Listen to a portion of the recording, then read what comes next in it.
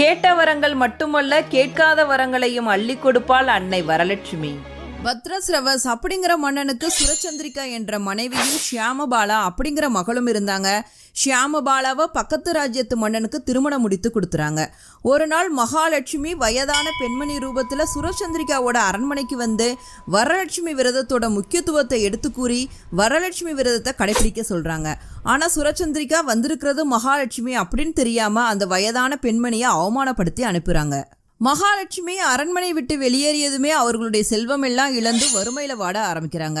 மகாலட்சுமி ஷியாமபாலாவோட அரண்மனைக்கு போய் வரலட்சுமி விரதத்தோட முக்கியத்துவத்தை சொல்கிறாங்க. ஷியாமபாலாவும் வரலட்சுமி விரதத்தை முறையாக கடைபிடிக்கிறாங்க.